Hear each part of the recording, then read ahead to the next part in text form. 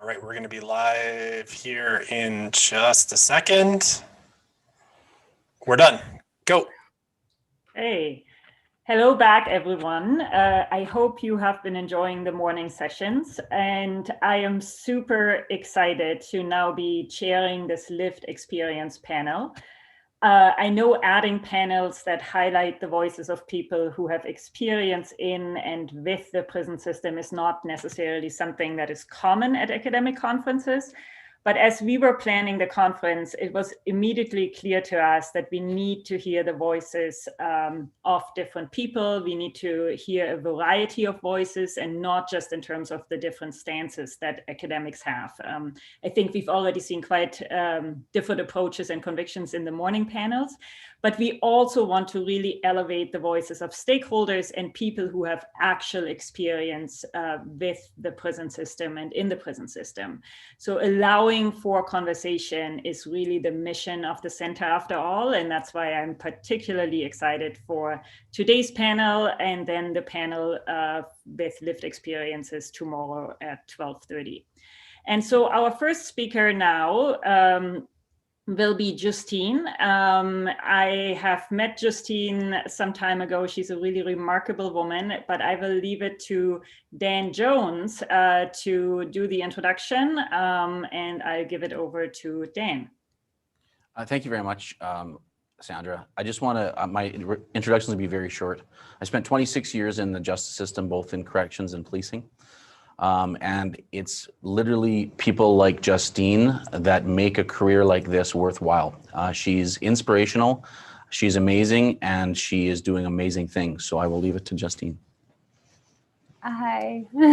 Hi, my name is Justine, better known as Jessie. I'm 43 years old, a single mother of two. Well, I have three children, but my two younger are with me. And I'm not sure really where to start here, but I did prepare. I'm not going to go by what I wrote because it's just a little too much, but I'm just going to start with prayer. And I'd like to acknowledge the treaty territory, which we're on right now, which is Treaty 6 territory, our traditional lands. And I'd like to open with a prayer as well. Heavenly Father, I thank you, Lord Jesus. I thank you, Lord, for today. And I just lift up all who are involved, all who are watching, anybody who is in our influence sphere. I just thank you, Lord Jesus, that you open the eyes to our heart and the ears to our heart. And give me the words and the strength to speak my truth. In Jesus' mighty name, have your way, Holy Spirit. Amen. Well, here we go, guys. Since this is all about prison and punishment, I think I'll start with just my life story. And I was, so my mother was 14 years old when she had me.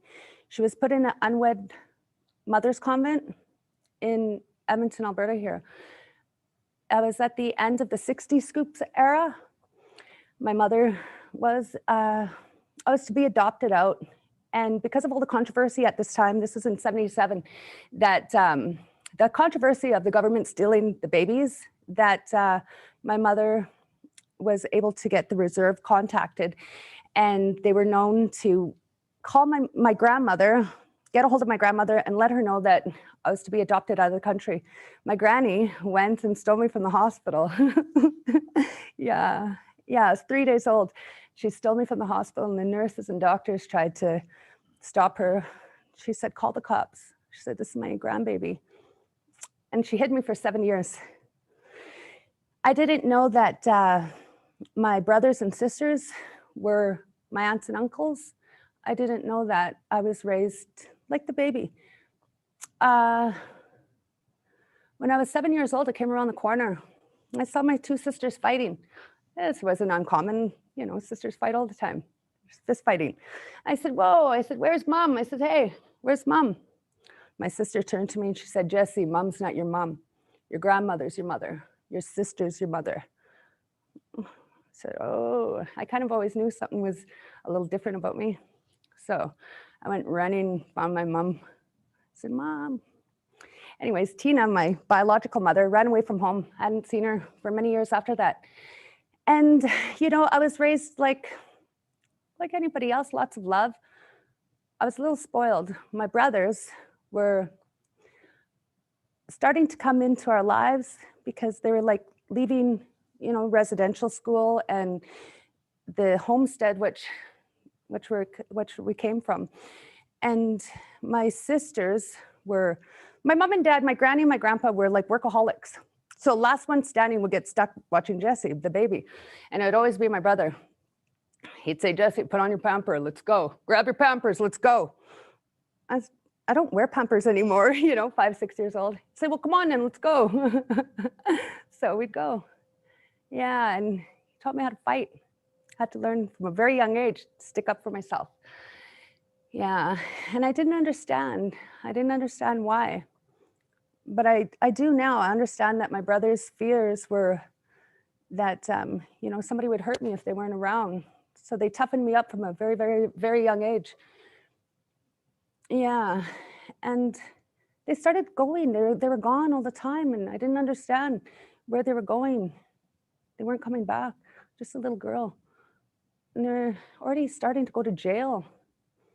By the time I hit about, I don't know, 9 maybe, me and my grandmother, my mama, we've been so many different penitentiaries visiting my brothers. And I didn't understand. I didn't understand why they were in there. I always thought it was the girls. I always blamed the girls because I thought the girls were getting them in trouble. I didn't understand. But as I started getting older, it's just they weren't around. My sisters weren't even around. It was just me. And I had this mind frame already built into me. I already had this mindset built into me that authority wasn't to be trusted.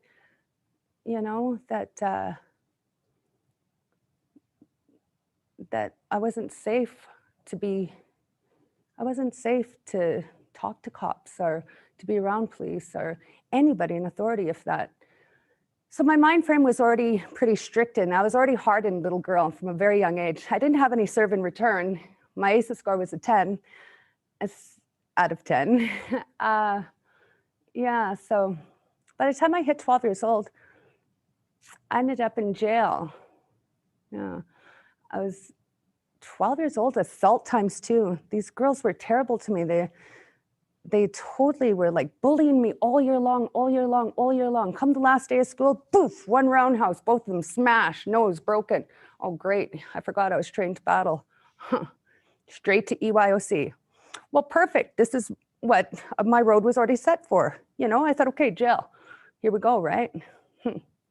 When I get there, it was really scary at first, but my understanding was can't show fear. You can't show fear. So it was already a game to me, and it seemed to be like this was where I was to be, 12 years old, and right away you find a lot of friends, find a lot of peace in there once you get through the little bit of riffraff, and then it got released. Oh my goodness, that was devastating. It's hard to say, but it's the truth. All these other girls that were sitting in jail, they got serious time, like I only did a few little coffees, a little bit of creamer on the side, just a few little bits here and there, right?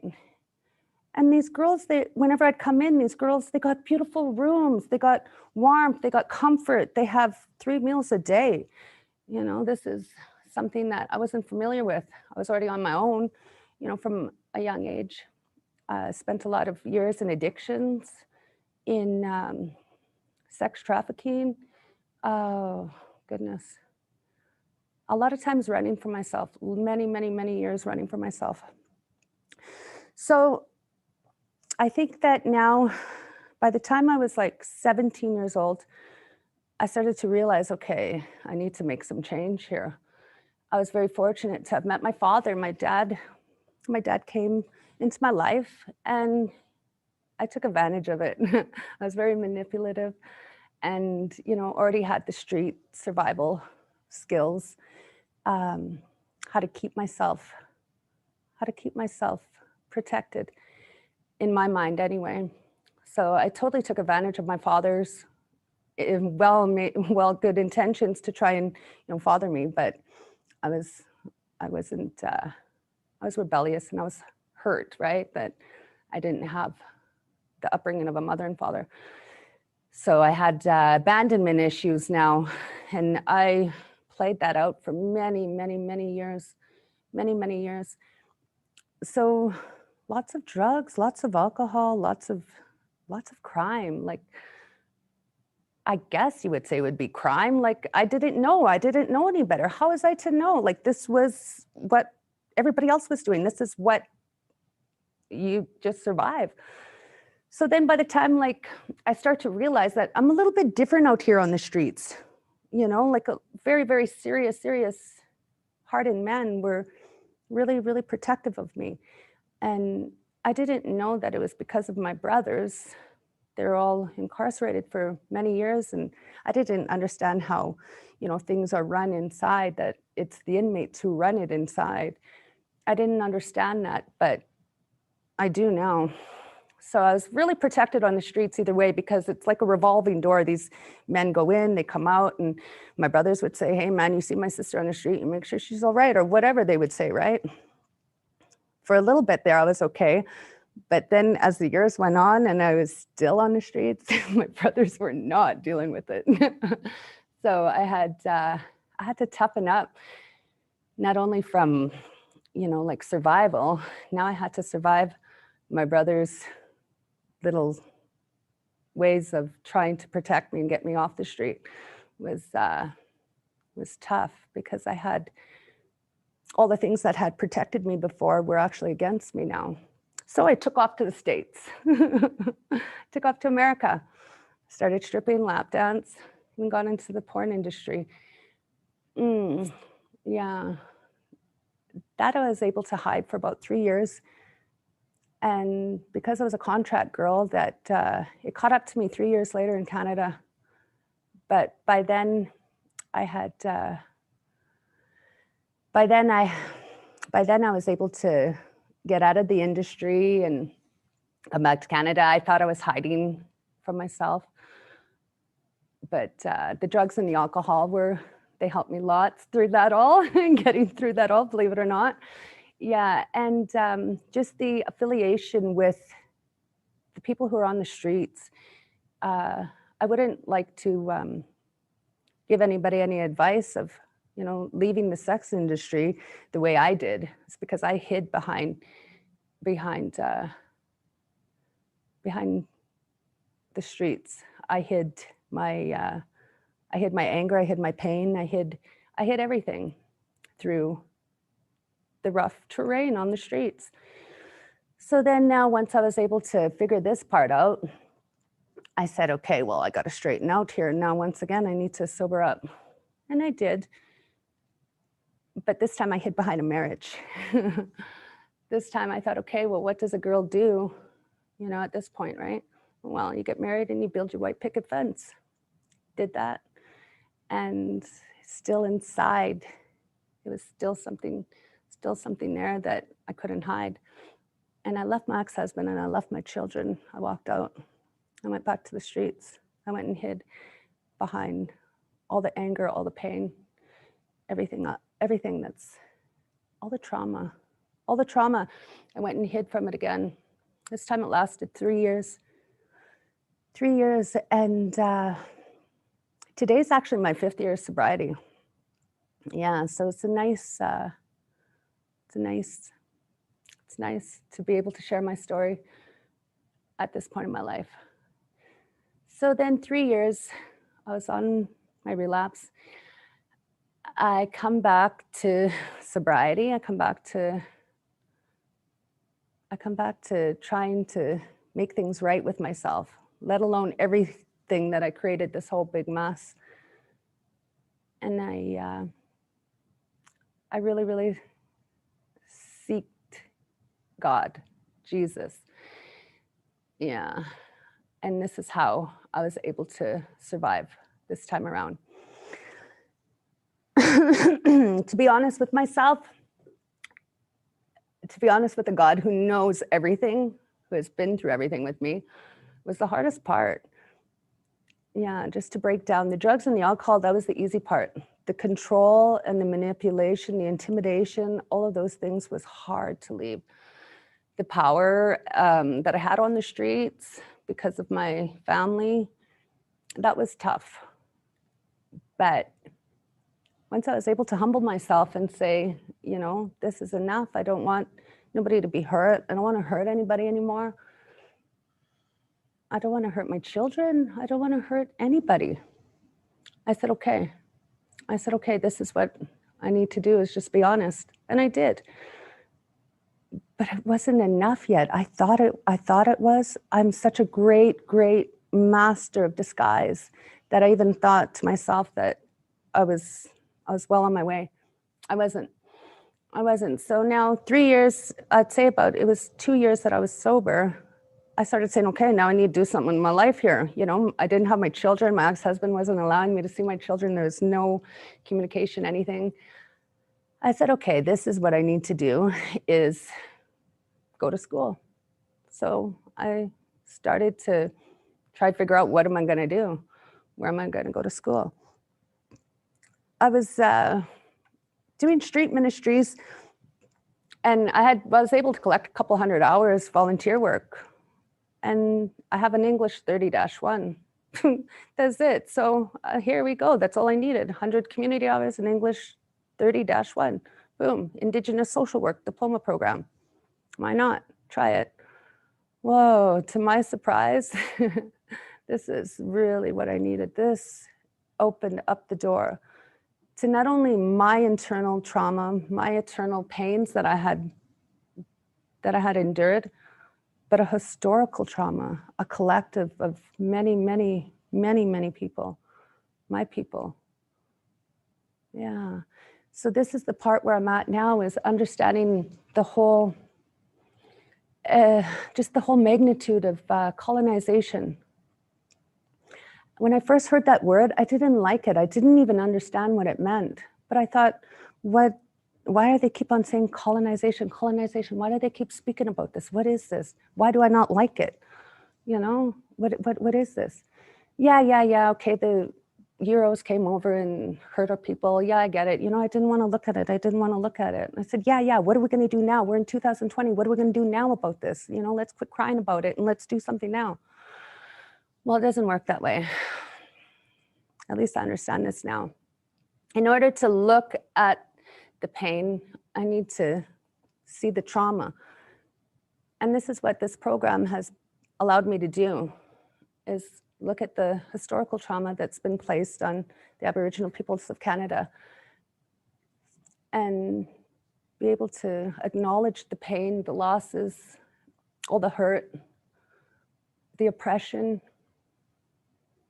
stigmas, all of it, just to look at it all and say, okay, this isn't just me. This isn't just a poor little Jessie thing. Kind of helped me. It really actually did help me. It took a lot of the edge off of me, because, you know, it wasn't just me and my poor mistakes and my bad attitudes. It's like, ooh, there's a lot of us. Whoa, maybe this isn't as bad as I thought it was. I internalized everything, and I, you know, really treated myself bad, terrible. My internal speech was horrendous. But as I do this self-study, this program that I'm in, the Indigenous Social Work Diploma Program at the Yellowhead Tribal College, it is designed to do a study on self, to be honest with yourself, way beyond anything I could have comprehended or made up in my little mastermind. You know, there's way beyond. And it's just so thorough, and it was hard, very, very, very hard, very hard. But I'm starting to see the fruits of my hard work. And this time it's not to hide my shame or pain or all of that. I don't carry the shame and pain anymore. Yeah. So I'm not too sure how this is going to help you guys with the prisons and punishment, but I will let you know that I've spent many, many, many different days in and out of jail. And I think I'd like to share about this one time when I had gotten taken. I was on the streets for, I don't know, maybe about 3 or 4 years. And it's rough out there, you know, like you got to learn how to survive. So I get thrown in jail. I don't know what for. I can't remember this time around, but I was sleeping and the guard comes to get me out of the cell. Come on, no. I said, you guys, close the door. I said, I'm sleeping. Leave me alone, man. I'm trying to sleep here. They said, look, Jessie, if you don't come out now, you're stuck in there another 24 hours. You're only in the drunk take. You can come out if you want. Close the door. I'm sleeping, man. You know? Sure enough, they closed the door. Well, here I wake up 3 or 4 hours later and they freaking wouldn't let me out. I got a good night's sleep. I was able to keep warm. I think they even threw me a sub. But just to try and help you guys understand the seriousness of, and not just my story, but very, very many like me, is it's comfort. You know, I used to just, I couldn't wait till I go to jail. Problem was, they never kept me long enough. I wasn't trying to get any heavy time or anything, but when I'd get in there, it was sure nice, you know. Yeah. But like I said, it's only a couple days here. I think the most I did was 20 days, 30 days. Yeah, I actually came back from Canada or from the States one time, and immigration kept on bugging me because like I'd come back with nice loads of money, and because of this treaty, they couldn't do anything, right? Because either one or the other, either I was Canadian or American, whichever was worked to my favor at that time. But I had charges here in Canada, and it was for drinking and driving. And I thought, okay, well, I just need to go back to Canada and just go and face my time and do my time, because I have to travel back and forth, and I'm getting sick of being held up in immigration here. So I came back and I went into the Fort Saskatchewan, and my brother at that time was in there, and they had locked him in the hole, you know, and segregation, just because I was coming to come and do my 20 days from the States, right? And yeah. There's lots of people. This is a co-ed jail, and you know, all the girls were getting little letters and jewelry and nice little things from all these men, and I wasn't getting nothing. And I'm like, wait a second here. I'm like, I know I'm not an ugly broad. Like, why am I ain't getting anything, right? And, you know, nobody will talk to me. None of these men will talk to me when we're out in the track walking. You know, we did the gyms and stuff like that you're allowed to interact back then. And nobody's saying nothing to me. Nobody's talking to me, nothing. Finally, one of the guys, you know, come walk with me. I'm like, how come nobody talks to me? Like, well, Jessie, look, we all know you're cute and everything, but your brother, you know. And I'm like, oh, I'm like, they got him in the hole. I'm like, why, what's going on, right? I didn't understand, you know, but yeah. And then I can tell you about this other time that my other brother, he was in jail, and we had lost our father. They allowed us to have a little visit together. Yeah, when our father passed. So these are all the luxuries of being incarcerated. we got to share some time together while our father was dead. Yeah. So I don't know. Yeah. I hope that helps you guys. Thank you so much, Jessie. I really appreciate you sharing. I love you. I love you too, man. Thank you so much, Justine. This was remarkable. Like every time I hear you speak or see you, it's very, very powerful. So thank you so much for sharing. And we will have questions later. I will now, it's my pleasure to introduce Joanne. I met Joanne a couple months ago. It's been almost a year, not quite. I am super excited for her presentation, which will be a little bit different because she's going to talk about the story of her husband in the system. And I can't wait. I really, really always appreciate our conversations, and I'm happy you're sharing with the rest of the group now. Thank you. Thank you, Sandra. So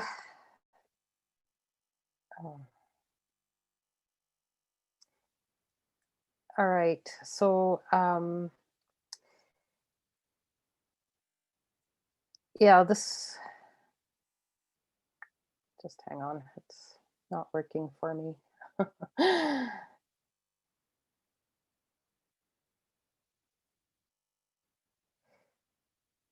All right, so I fell in love with a man who's now my husband, who had been incarcerated for violent offenses, and it totally changed my life. I met my husband while working for the Correctional Service of Canada at an institution where he was incarcerated. He had been incarcerated for 14 years when I first met him. He earned day parole earlier this year, 29 years after his incarceration. This is the story of his mental health journey through the Canadian prison system. Throughout my talk, I'll pose some questions. Some are obviously rhetorical, all are meant to induce reflection. I believe they are some of the learnings to come out of this adventure. And I just wanted to say that although many of you might prefer that I use the term incarcerated person, I will use my husband's preferred and much shorter term prisoner. So my husband is very goal-oriented. When he gets his mind set on something, he follows through. My husband had 3 goals during his incarceration. Although these goals may seem to be out of order when I talk about them, this is the order in which he set them, and they provide the backbone for his story. So his first goal was to obtain appropriate treatment for his mental illness. His second goal was to achieve release from prison in a way that would ready him for a productive life in society and allow him to stay out. And finally, he wanted to obtain an accurate diagnosis. So I will tell his story in chronological order. Before he was sentenced, my husband had been in and out of psychiatric wards in hospitals since the age of 15. Prior to very recently, he had never been given a clear diagnosis. With hindsight, we now know that he was likely in the throes of a mixed mood episode when he committed his index offense. My husband chose to go to prison versus to a forensic psychiatric hospital because he believed that he would get help there for whatever was wrong with him. Hospitals had not been helpful in his experience. So that was his first goal. It was to get help. So in the early years of my husband's sentence, he had a long aggregate sentence for violence right from the start. As he explained it, his sentence was longer than his age at the time. This did not improve his mood. He felt hopeless. He believed he would not get out. He also felt scared. Anxiety is a constant companion for him even now. He was schooled in the Con Code, and he came to believe that violence was an acceptable means to an end. And in this case, the end was survival in prison. He continued in his mixed episode, interspersed with periods of depression. My husband repeatedly asked for help during this time, but he was told it was too soon in his sentence. I hear that a lot from other people. My husband wanted help, and he was given nothing. Through persistence, he did see a psychologist once. This person labeled him dangerous and refused to have anything to do with him. Fear, confusion, disillusionment, and hopelessness led to more and more serious violence, numerous transfers, and ultimately to much more time. Because my husband had all but given up any hope of ever getting out, he accepted the maximum sentences handed down without any defense. He often dismissed his lawyers. So this comes to my first question.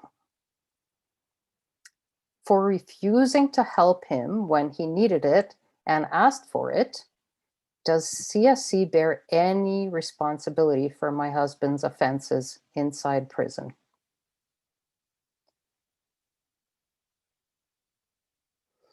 After collecting an aggregate sentence of 57 years, my husband was cooling his heels in the Quebec Special Handling Unit, This was his second stint in a special handling unit and 9 years into his sentence. The special handling unit is the place where the most volatile prisoners are housed. Some may call it an ultramax, but in Canada, it is most often known by its initials as the SHU. So in the SHU, you have zero privacy. And this is the story of an epiphany that my husband had. One day, while my husband was having a shower, he looked up and saw a correctional officer standing at the window overlooking the showers. This is when he decided that things had to change for him and that he would do what was necessary to get out of prison and stay out. This was his second goal. He could not have known that he would embark on a journey that would span over 20 years and take him through 6 additional different institutions for a total of 13 in this incarceration. So his first step was to go from the SHU to the max, and that was the easy part. The SHU is a highly structured environment meant to house only volatile prisoners. As soon as one decides to stop being violent, they are granted a transfer. In truth, even though you and I would most certainly find living in the SHU horrific, my husband didn't mind it. The officers there respected the prisoners and what they are capable of. They did not try to goad them. Instead, they provided a highly predictable environment, something that is very good for someone who might be feeling insecure, paranoid, or scared. Interestingly, at a recent parole board hearing, a panel member who seemed to be in tune with mental illness mentioned to my husband that he was in good company in the SHU, as many of those housed there are living with a serious mental illness. So here comes my next couple of questions. The first one is, could the predictability and respect afforded by officers in the SHU not be replicated elsewhere in the prison system for those who need it? And secondly, what does it say about our criminal justice system that a parole board member knows that the SHU is filled with people with serious mental illness? The next step for my husband was to get from maximum security to medium security. My husband breezed through maximum security as well. Maximum security was relatively easy to navigate at this point. My husband still had his reputation, so no one questioned him when he said he did not want to become involved in prison politics, and they just left him alone. Mood-wise, I suspect that my husband was in his element. He had a goal and he knew his environment and how to survive in it. He had not yet been beaten down by his efforts. It seems he also got lucky when requesting a transfer out. He had a good parole officer who believed him, and the timing was right. The decision to allow the transfer to medium security was not made by the usual person who had been away at the time. Had it been made by that person, my husband's transfer would have been denied. So he got to medium. He was transferred from maximum security just over 1 year after leaving the SHU. My husband found himself in an alien and much less structured environment. Although this institution was classified as medium security, it was much more relaxed than the other medium security institutions. My husband no longer felt comfortable. He did not automatically know what was all right here. This was an unfamiliar environment with new rules. There was a lot of pressure on him. The transfer was labeled a mistake, and he was labeled dangerous. Many believed he would be returned to maximum security within 2 weeks, and they were only waiting for him to screw up. So my next question is, what if they had offered him some help here instead of just watching for him to fail?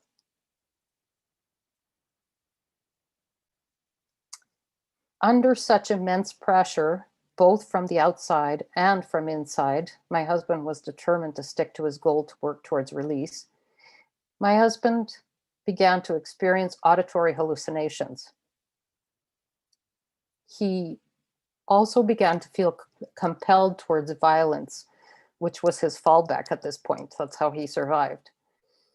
His determination to his goal, though, won out, and he sought help, even though he had little trust in the system, and he knew that admitting he was struggling could get him sent back to maximum security. He did get help, but a lot of it was not helpful at that point. He was given a mixture of atypical antipsychotics and antidepressants. One of his medications brought on extreme obsessions and compulsions, and he gained a great deal of weight. So eventually he stopped taking his meds. My husband also began individual counseling at this point, but the Correctional Service of Canada does not officially pay for such counseling. Psychologists are told to focus on crisis intervention. So the counseling was cut short. So at this point, my husband added another goal for himself, his third and final goal. He became more determined than ever to get a proper diagnosis. He wanted to know why he was the way he was. This goal, too, would prove to be a long journey for him, one that lasted several years. Interestingly, despite obvious evidence to the contrary, including reports from his psychiatrist prior to his incarceration and his numerous hospitalizations prior, Correctional Service of Canada psychiatrists repeatedly wrote that my husband had no major mental illness other than an antisocial personality. I call that a convenient diagnosis. Antisocial personality disorder, not surprisingly, is a go-to diagnosis for a majority of prisoners, especially men. This diagnosis is almost tautological in this context. Does the patient come from a poor, chaotic background and engage in criminal behavior? Do they fail to conform to middle-class norms? Is their worldview shaped by their experiences, which diverge from those of the norm? Well, there you have it. Antisocial personality disorder. One thing that was missed in my husband's case, however, is the following qualifier in the criteria for antisocial personality disorder in the DSM. And that is, the occurrence of antisocial behavior is not exclusively during the course of schizophrenia or bipolar disorder. After various struggles, which I will continue to outline, my husband was diagnosed with bipolar disorder. So could CSC not invest in making more accurate diagnoses? They could, especially as by studies they commissioned themselves on their website, approximately 70% of male prisoners and 79% of female prisoners meet criteria for at least one mental disorder. 12.4% of men met criteria for a psychotic or mood disorder, versus roughly about 7% in the population. Several tools are available to make diagnosis easier. It's not that hard for them to do. More accurate diagnoses could lead to proper treatment and reduced length of incarceration. So here's my next question. Might lack of effort in diagnosing prisoners be a deliberate strategy for the Correctional Service of Canada? I have thought about this a lot. So it turns out that individual counseling is not enough for the parole board. This meant that my husband had to complete an approved treatment program aimed at helping him understand his offense progression. Programs at such a level of intensity as deemed necessary for individuals with my husband's background required a transfer to yet another institution. So my husband struggled in this new institution. He was not in the right mindset to complete a program. So he requested a transfer out and got it. Just a little divergence here about correctional programs. At the time, the Correctional Service of Canada was in transition with respect to their program offerings. The quality of programs had deteriorated over time until the offering is now a one-size-fits-all program to teach prisoners the language of cognitive behavior therapy without actually helping them apply it to their own circumstance. Right now, as always, one size does not fit all. In many cases, in fact, it fits none. So during the Harper era, CSC looked for ways to reduce the cost of rehabilitation. And my next question is, how many more prisoners might benefit from programs that reflect individual need and are not just designed to reduce costs to the Correctional Service of Canada? So instead of being transferred back to what was known as his parent institution, the first medium he went to, my husband was transferred to yet another medium security institution that he was not familiar with. It was on the same grounds as the institutions where the programs were taking place, so it was more convenient for them to do that. Again, my husband had to request help to get it. He met with a psychologist that encouraged him, along with his new parole officer there, to go back to the program in the next round, and that worked. So he went back to the program, and upon his return, my husband was in a better mood space to complete his program. He worked hard and he learned the theory behind cognitive behavior therapy, and this actually helped him in later. In the process, though, he uttered words while participating in this program that would one day come back to haunt him at a parole hearing. While programs provide CSC with efficiencies, those who participate in them do so at risk of saying things that could be used against them. There is no confidentiality for program participants, and therefore little trust is built. So a lot of us know that much research has demonstrated that it is a trusting relationship or working alliance with an individual therapist or a sense of cohesion with the group that results in positive change in those seeking therapy. Without trust, therapy participants will at best be able to parrot the material. So my next question: how many more prisoners might be rehabilitated if they were provided with the standard of therapy they would receive in the community?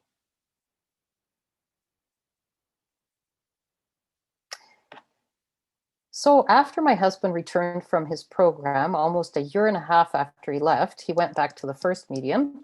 He tried to resume individual sessions with the psychologist, but this did not work. Instead, he fell into a period of deep depression.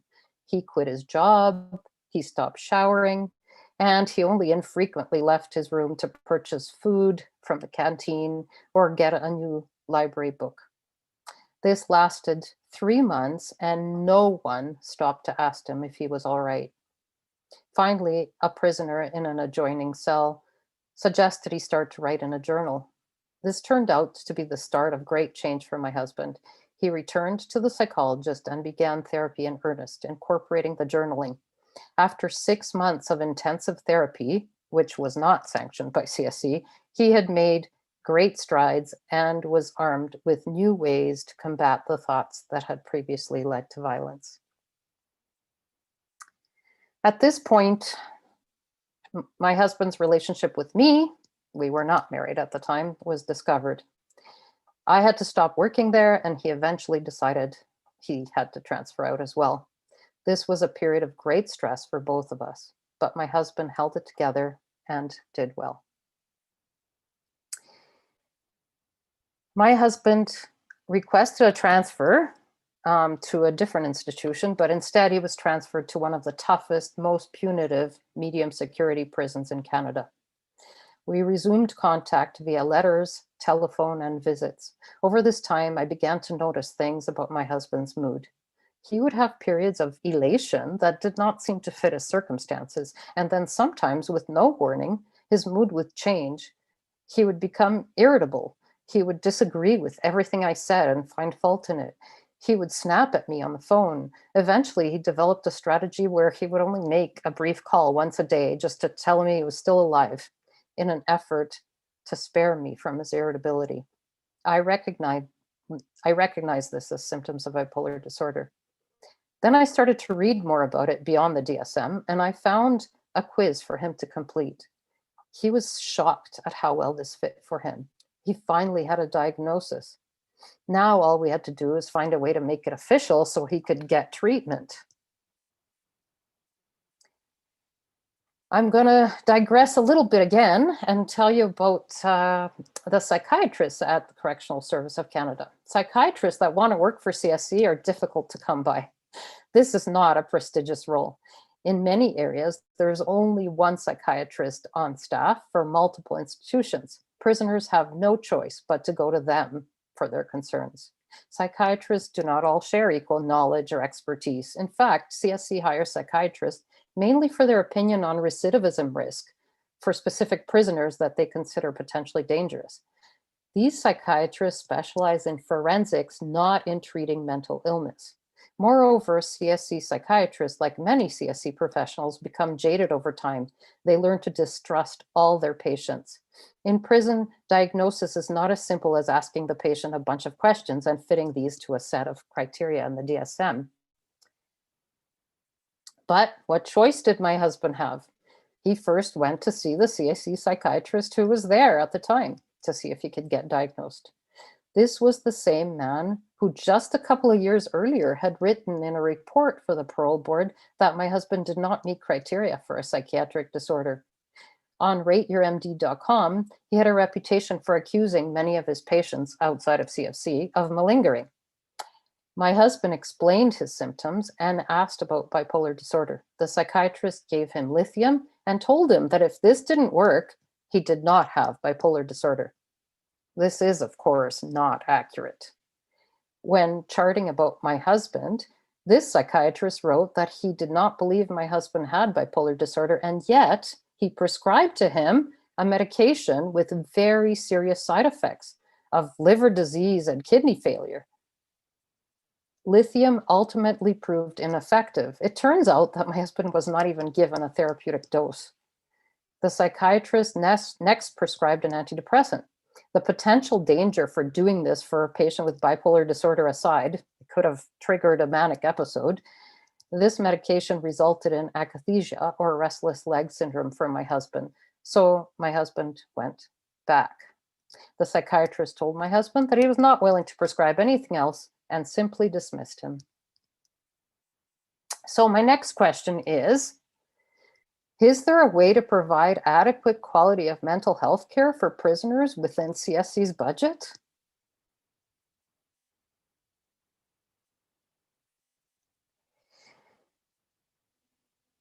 So we had to try again. Given that we had exhausted all options, that's just one, within CSC to obtain a diagnosis, and given that we now believed it was necessary, we became convinced that the parole board needed to understand the underlying causes of my husband's offense behavior before they would grant him any more freedom.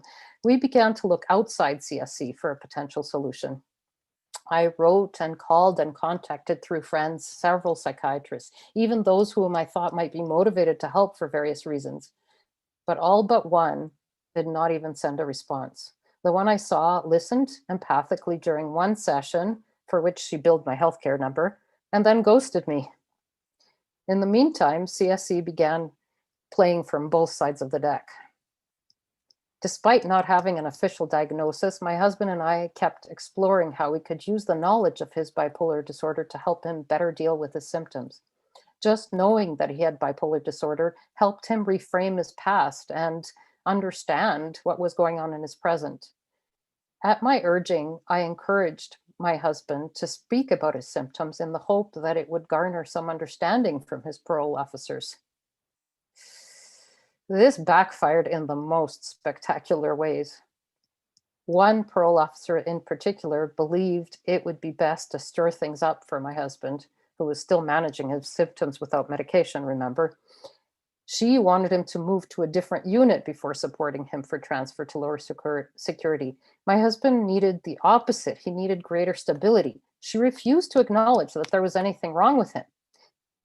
On the other hand, the warden used my husband's mental instability to deny him a transfer to minimum, even though officially my husband was still not diagnosed.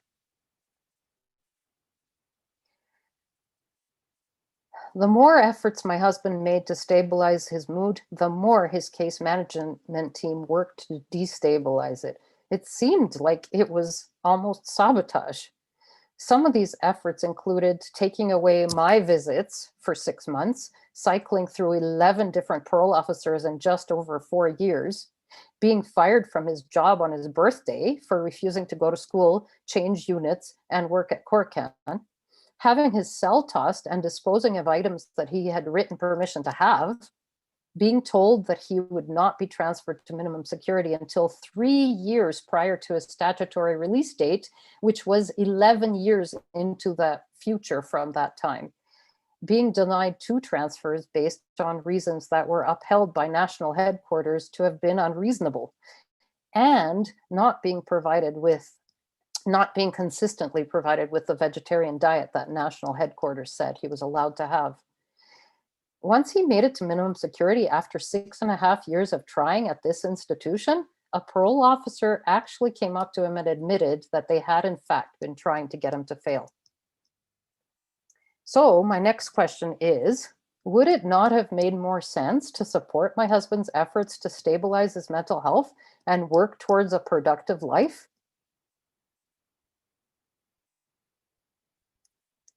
I want to stop here and say that appeals work eventually.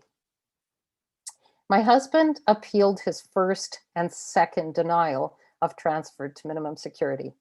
Appeals take forever, almost 2 years for the first appeal, which was only responded to after a second appeal was put in a year later, and they were considered together. CSC almost never admits to wrongdoing, but often changes miraculously happen anyway. Having a good parole officer who's on your side also helps. So my husband was granted a transfer after the second appeal. After a hard-won fight, my husband was finally transferred to minimum security. Once again, he was going from a predictable environment to one he had no experience with. Stress exacerbates symptoms. He still had no diagnosis and he still was unmedicated. Although he was glad for the forward progress, the move was really rough on him. He spent weeks with earplugs in, either holed up in his room or walking for hours up and down the street that he was then allowed on. Walking became his medication. And then there was a breakthrough. CSC was finally able to hire a different psychiatrist. My husband hesitated, thinking it would likely be more of the same, but I continued to urge him to go. This psychiatrist not only officially diagnosed him, he also prescribed the medication that my husband suggested based on my research. My husband's mood showed marked improvement. His mood still fluctuates, but he no longer gets the deep trenches or the high hills. His irritability is still evident, but he's able to recognize it sooner and snap out of it. It's also not as pronounced. Of course, he also does not have the hypomania that he used to look forward to, and his creativity has suffered a little. And there are side effects that exist, but in comparison, they are minimal. The fight with CSC was over, but the fight with the parole board had just begun. My husband applied for unescorted temporary absences 2 years after his transfer to minimum security. Those were passes to my place. He was denied in part due to his mental illness. The report noted that he had only been on his medication for a few months. He would have to apply again to be in front of the board at minimum a year later. We decided to appeal, and we lost the appeal. But apparently, the Parole Board of Canada is not so different than CSC in this regard. Because when my husband faced the parole board over a year later, things were very different. Although the appeal was never mentioned, it was clear from the line of questioning that it was being seriously considered. My husband sailed through this hearing and was granted unescorted temporary absences to my home, his new home. And a year and a half later, my husband was granted day parole. The panel members seemed to have been handpicked to allow for a successful hearing, and his mental health was at the forefront of their questions. Finally, there was some understanding. And here is my last question. How likely is it that prisoners living with a serious mental illness would be able to navigate the complexities of this system without significant outside support? Thank you very much.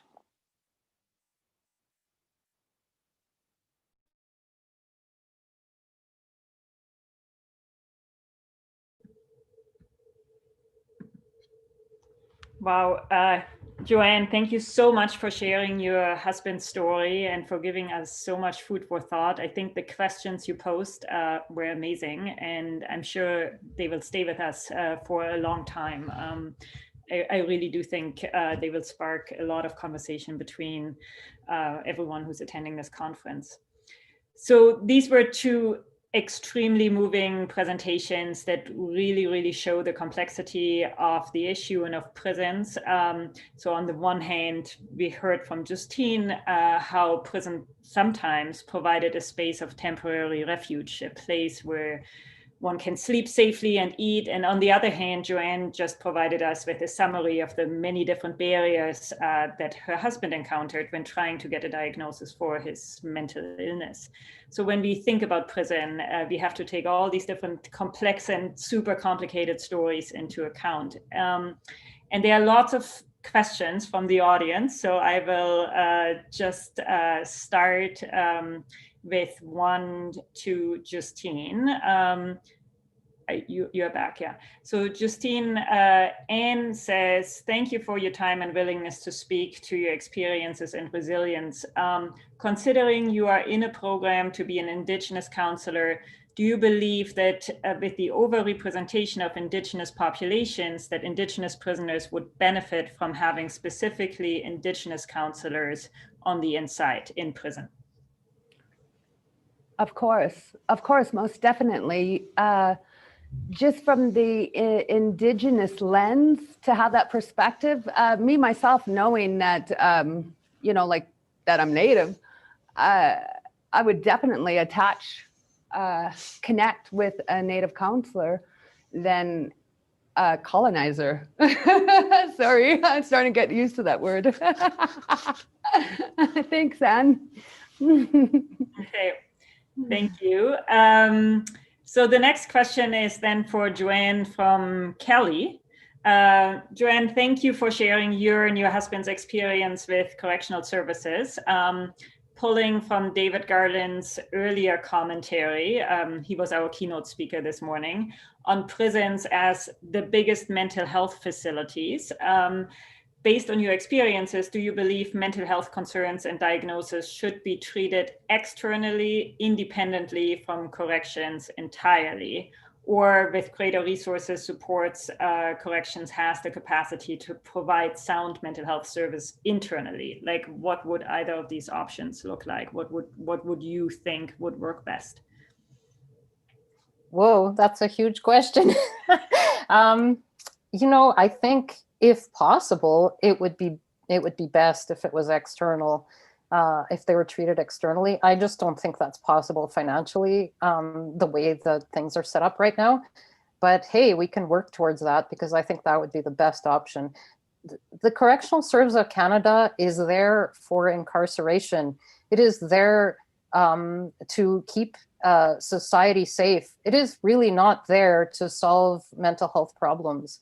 And so there would have to be big changes. And even when we try and like educate people, for example, who are working in the service, there's this people that employees, their staff there have this mentality that's different, and it's very hard to break that barrier, that prisoners are there for punishment. And so that's difficult with mental illness. Thank you. I'm just going to take turns between the two of you. So Justine, the next question goes to you. So you said you grew up knowing not to trust the police and the cops and not to trust the system, but you're sitting there next to a police officer who's sitting next to you and who introduced you. So how do you reconcile that now? Well, you got to understand that this guy here saved me from a murder beef back in the 90s. There's a rivalry gang that said that I had killed somebody, but Dan said, there's no way you could have, you were in jail the time the guy went. So figure it out, Jessie.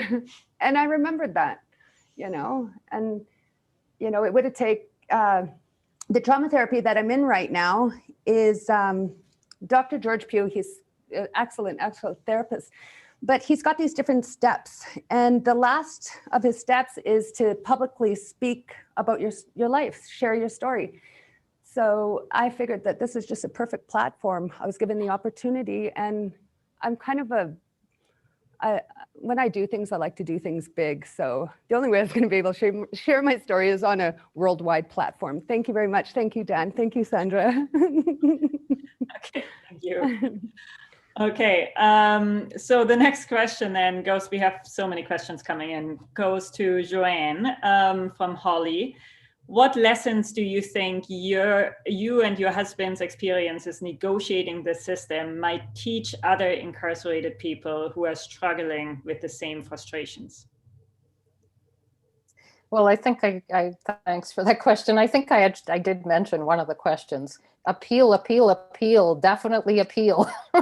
You know, fight the system. A lot of people are afraid to fight the system because they think that would create backlashes on them. But the truth is that if you don't fight, you're warehoused. You are just left where you are and nothing moves forward.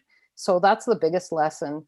I wish, actually, both my husband and I both wish that we could help other people navigate the system like we did. It was tough, and I think people do need help, actually. Thanks for the question. Okay, thank you. Justine, here's a question from L'Oreal. She says, Justine, wow, thank you for sharing your story with us today. We've heard a lot of academics' perspectives today, but I'm wondering what you, as someone who has experienced your own incarceration and the incarceration of your family members, think can be done to assist people after they are released from prison or to prevent incarceration in the first place. That's a big one. Yeah, and it's a great one. This is, well, I'm sure you guys are all familiar with the TRC, the Truth and Reconciliation Commission. Well, since this has been established, now the government has offered any Aboriginal person that has any family members that have experienced the residential school syndrome. So they give you psychology, they give you free psychology appointments, right? So if it would be of anybody's concern to try and help these people, let alone my people, your people, humankind, it would be to get some sort of therapy in group therapy, because the mass is too big. It has to be group therapy. Individual stuff is not going to work, right? It has to be a mass production, mass healing, group therapy and stuff like that. Definitely, if we could bring anything like that, even just a little bit, you know? Yeah. Yeah.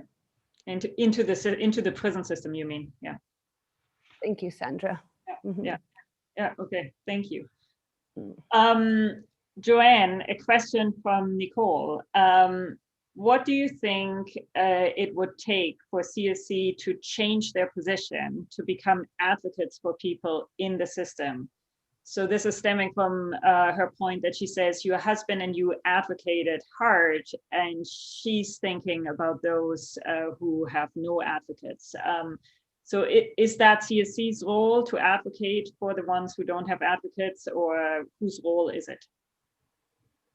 So in the new bill that was introduced, the one that changed segregation, sort of, the recent one that the Liberals put through, they actually did have a thing called patient advocates for prisoners. It doesn't really have a lot of teeth, and I just wished that it would somehow be stronger. But I think the problem is that there aren't people in the system right now. Well, there's very few. I mean, I'm not saying there aren't people, but there are very few people who are strong enough to be able to advocate for prisoners, because there's so much pressure from the other staff not to do that. And I think that's very difficult for people who want to make a change from within the system. But it would be great if there could be advocates in there. They would have to be totally separate from the system, and have some sort of separation from CSC, like make their money somewhere else, not be governed by the wardens. It would be difficult. Mm-hmm. Mm-hmm. Thank you. Justine, over to you. There's a question from Jacob. He says, very moving. Academics like to talk a lot about decolonization. I can say it, my German accent, decolonialization, and spoke of your acceptance and confrontation of colonization. So he would like to know what decolonialization means to you. Oh, perfect, perfect. Thank you, Jacob. That's really, really nice. I'm happy you asked me that. I just finished writing a paper on decolonizing therapy, and it's based on the Rupert Ross. He was a Crown prosecutor up in northern BC, was it, or Manitoba? Yeah, and he spent much time in the communities with the Aboriginal people. And so we wrote this paper on this. My understanding, see, myself, I'm a born again believer. Jesus is my Lord and Savior. I was raised in my traditional ways. The problem was that I was very conflicted because I was raised traditional ways of knowing, and then also the Catholicism. So I was very, very conflicted, and I was on my own since I was 12 years old. So the first opportunity that I had to make up my own mind whether I wanted to go into ceremony or not was in jail.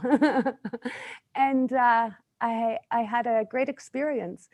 And this is not something that I can really share this experience with you, but what I will share is that my understanding of decolonization is the acceptance, coming to this acceptance point, acknowledging the historical trauma, the generations of this impact.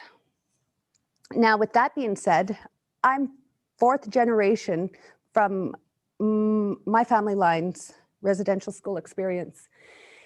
And at this point, for me, myself, being a born again Christian believer and getting reclaiming my traditional ways, I haven't really me, myself personally, I don't focus on decolonizing therapy from a spiritual point of view, because indigenizing is not decolonizing. Indigenizing is becoming one in the spirit world with all creation, all being, everything. Trees, rivers, rocks is alive. Indigenizing. Decolonizing, I like to believe, because of my Christian beliefs, you got to realize this is, not the church, not the Catholics that brought all this harm and pain into my people, but the Jesus who died for each and every one of us. Whether you want to believe it or not, that's your beef, not mine. But that's my decolonizing, is just to be aware and have the understanding, the acknowledgement, and the forgiveness, really. We're all human, man. We all need to be forgiven and forgive. That's decolonizing for me. Thank you, Jacob. Thank you, Jessie.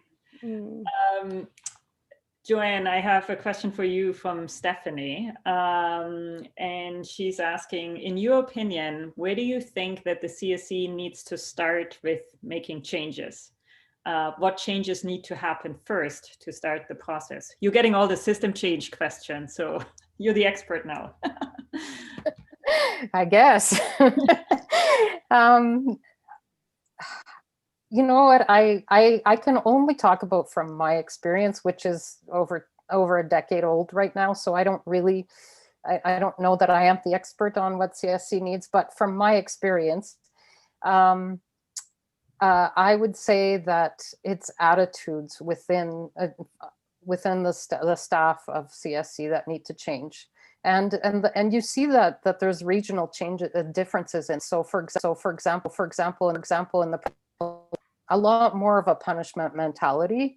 And I mean, I saw it from this end, from, visiting and that sort of thing, that it's just, that's what has to change. Like the staff that needs to be in there, it's almost like a wholesale change. People need to stop thinking about punishment. People need to think about what, we need to decide what incarceration is for, if we need it at all. And if we want rehabilitation, then we need to really seriously believe in rehabilitation. And I think that's a problem for many, many staff at CSC. So that's where I would start. I would start by changing the attitudes of staff. Thank you.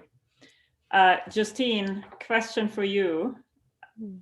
So many academics talk about abolishing the prison system. Hell no. Oh. Hold on. You know any of the folk I do, you guys be thinking twice. So what would be your answer to people who say we should abolish the prison? I'm sorry, Sandra. I don't believe in that at all, okay? There's bad, there's good, right? But I really, really do agree with Joanna is, you know, rehabilitation. Rehabilitation. No matter what, we're going to continue on this life journey, whether or not we are here or not, there's still going to be a life going on, good, bad, yin, yang, whatever you want to call it. I believe that there are things that we do need to be held accountable for. I know I do. I just don't believe that abolishment is the answer. Maybe a little acknowledgement, a little recognition, maybe a little bit of understanding of, you know, when you have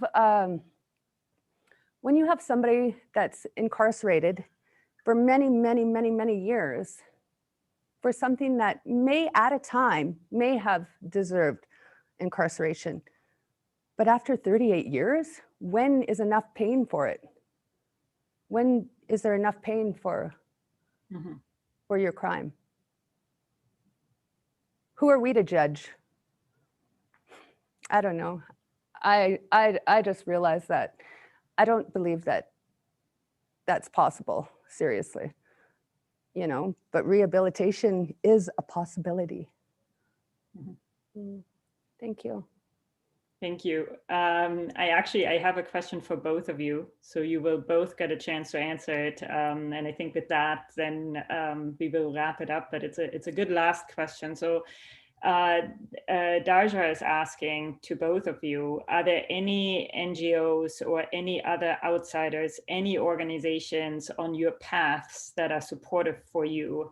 And what makes them supportive, or what is supportive about them? So who's helping you on your journeys, or with Joanne, probably for your husband, I guess?